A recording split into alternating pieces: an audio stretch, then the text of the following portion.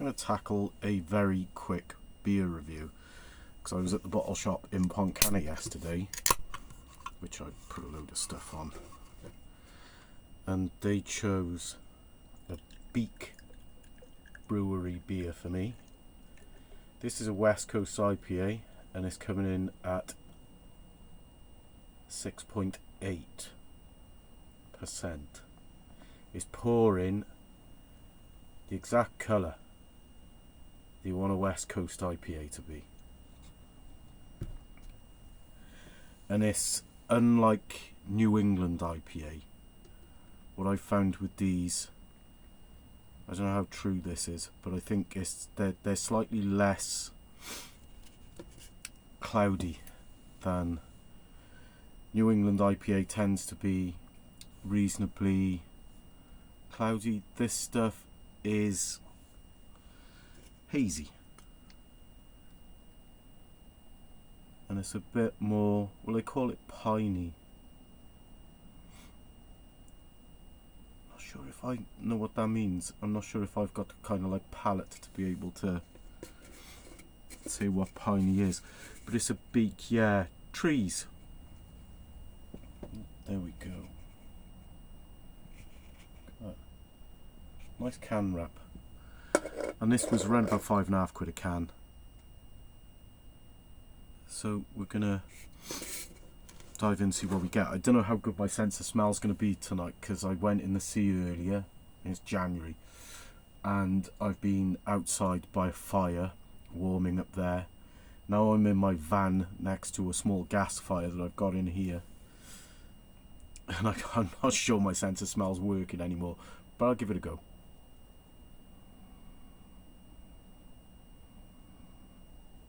Yeah, so it's it is kind of tropical, but it's got a bitter edge, and it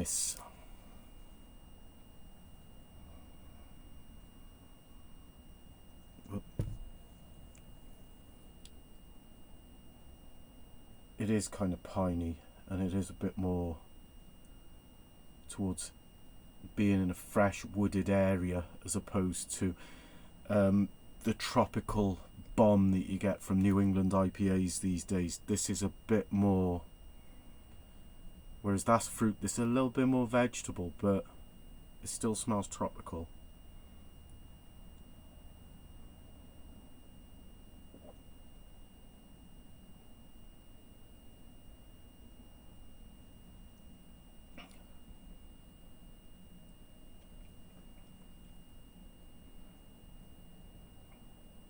Oh yeah.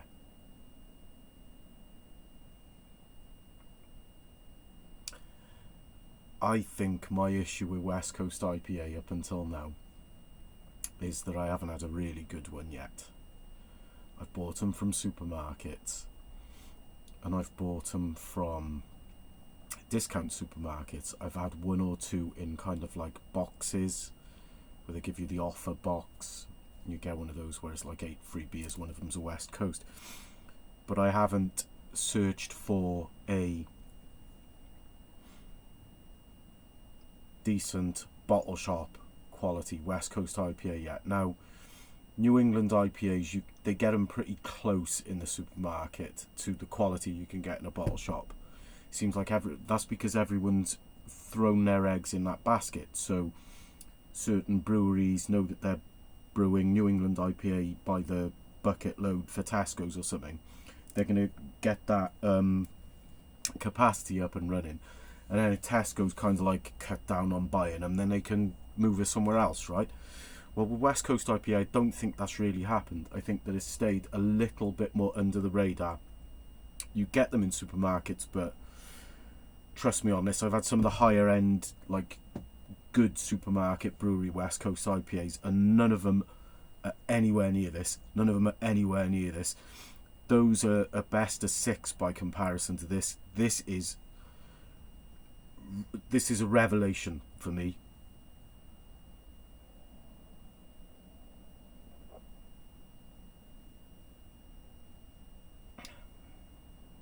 I've never been convinced by the style before. I get it. It's bloody wonderful beer. It's bloody wonderful beer, that is.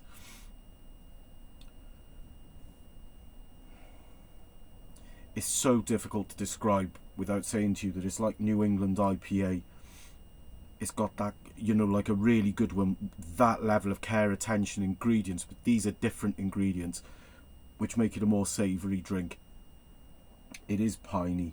It's got such a lovely bitter finish on it that just lasts forever.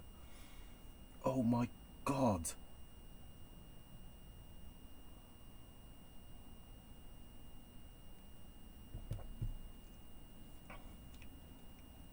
Beak Trees. It's called Trees. It's a very clever name because it is piney, like you're in the trees, but it's not woody. It's like a,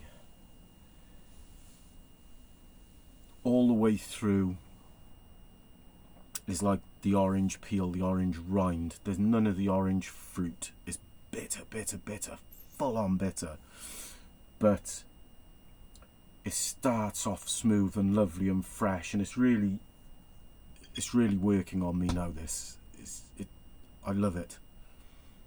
I love it. This was going to be a short video, and now I'm just going on and on and on about how much. For me,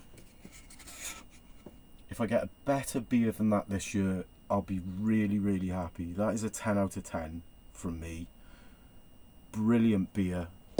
And all you Westies, the fans of the West Coast IPAs, yeah, you're right.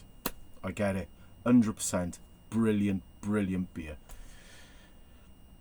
You're good, Elf.